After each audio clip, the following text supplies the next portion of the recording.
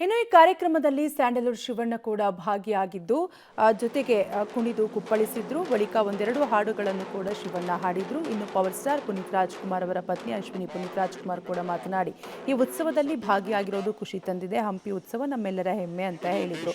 ಇದೇ ವೇಳೆ drone show ಕೂಡ ಆಯೋಜಿಸಲಾಗಿತ್ತು. ಹಂಪಿ ಕಲ್ಲಿನ ರಥ, ವಿರೂಪಾಕ್ಷ ದೇವಾಲಯ, ಹಂಪಿ ಲಾಂಛನವನ್ನ ನಯನ ಮನೋಹರವಾಗಿತ್ತು. ಬಾನಂಗಳದಲ್ಲಿ ಪುನೀತ್ ರಾಜ್ಕುಮಾರ್ ಭಾವಚಿತ್ರ ಕಂಡು ಅಭಿಮಾನಿಗಳು ಶಿಳ್ಳೆ ಕೇಕೆ ಹಾಕಿದ್ರು. ಸಿದ್ದರಾಮಯ್ಯನವರಿಗೆ ಅದ್ದೂರಿ ಸ್ವಾಗತ ಸುಸ್ವಾಗತ.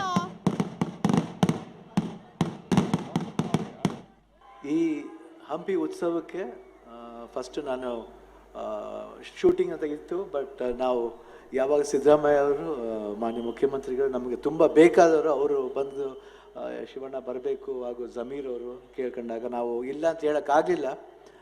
ಯಾಕಂದರೆ ಹಂಪಿಗೆ ಬರಬೇಕಂದ್ರೆ ನಮಗೊಂದು ಖುಷಿ ಇದೆ, ಒಂದು ಸಂಬಂಧ ಇದೆ. ಹಂಪಿ ಬರೋಕ್ಕೊಂದು ವಿಶ್ವಾಸ ಹಾಗೂ ಒಂದು ಸಂಬಂಧ ಇರೋದ್ರಿಂದ ನಾವು ಬರಲ್ಲ ಅಂತ ಹೇಳೋಕ್ಕಾಗಿಲ್ಲ. ಅದಕ್ಕೋಸ್ಕರ ಖಂಡಿತ ಸಿದ್ದರಾಮಯ್ಯ ಅವರು ಹೇಳಿದ್ಮೇಲೆ ಮುಗೀತದೆ. ನಾವು ಆ ಮಾತನ್ನ ಸಿದ್ದರಾಮಯ್ಯನವರೇ ಮತ್ತು ವೇದಿಕೆ ಮೇಲೆ ಆಸೀನರಾಗಿರುವ ಎಲ್ಲ ಗಣ್ಯರು ಹಾಗೂ ಇಲ್ಲಿ ನೆರವೇರಿದ ಎಲ್ಲ ಸಮಸ್ತ ನಾಗರಿಕ ಬಂಧುಗಳಿಗೆ ನನ್ನ ನಮಸ್ಕಾರಗಳು.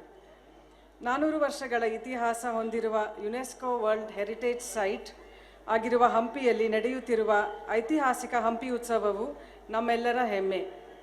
ಕರ್ನಾಟಕ ಸರ್ಕಾರದಿಂದ ಆಯೋಜಿಸುವ ಈ ಹಂಪಿ ಉತ್ಸವದಲ್ಲಿ ನಮ್ಮ ದೇಶದ ಕಲೆ, ಸಂಗೀತ ಹಾಗೂ ಸಾಂಸ್ಕೃತಿಕ ಕಾರ್ಯಕ್ರಮಗಳಿಗೆ ಬೃಹತ್ ವೇದಿಕೆಯಾಗಿ ಸಜ್ಜಾಗಿರುವ ಈ ಹಂಪಿ ಉತ್ಸವ ವಿಜೃಂಭಣೆಯಿಂದ ಆಚರಿಸಲಾಗುತ್ತದೆ.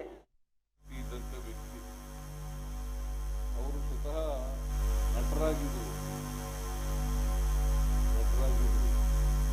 ಅವರು ಈ ಉತ್ಸವವನ್ನು ಆಚರಣೆ ಮಾಡಲಿಕ್ಕೆ ಬಹಳ ಆಸಕ್ತಿಯನ್ನು ತಗೊಂಡು ಮಾಡಿದ್ರು ಅಂತಕ್ಕಂಥ ಮಾತುಗಳನ್ನು ಈ ಸಂದರ್ಭದಲ್ಲಿ ಹೇಳ್ತಾ, ನಾನು ಅವರು ದಿವಂಗತರಾಗಿದ್ದಾರೆ. ಈಗ ಅವರು ಇವತ್ತು ಇಷ್ಟೊಂದು ಜನ ನೀವೆಲ್ಲ ಸೇರಿದ್ದೀರಲ್ಲ, ಇದಕ್ಕೆ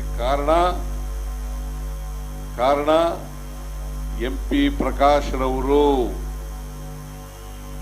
ಇವತ್ತು ಇಷ್ಟೊಂದು ಅದ್ದೂರಿಯಾಗಿ ನಡೀತಾ ಇದ್ರೆ ಇದಕ್ಕೆ ಕಾರಣಕರ್ತರು ಅಂದು ಸಚಿವರಾಗಿದ್ದಂಥ MP ಪ್ರಕಾಶ್ ರವರು ಅಂತಕ್ಕಂಥ ಮಾತುಗಳನ್ನು ಹೇಳಲಿಕ್ಕೆ ಬಯಸ್ತಾ ಇದ್ದೇನೆ. ಈ ಜಿಲ್ಲೆನಲ್ಲಿ ಅವರು ಈ ಕರ್ನಾಟಕದಲ್ಲಿ ಬಹಳ ಅಪರೂಪದ ವ್ಯಕ್ತಿ ಅಂತಕ್ಕಂಥ ಮಾತುಗಳನ್ನು ಕೂಡ ಈ ಸಂದರ್ಭದಲ್ಲಿ ನಾನು ತಿಳಿಸಲಿಕ್ಕೆ ಬಯಸ್ತಾ ಇದ್ದೇನೆ.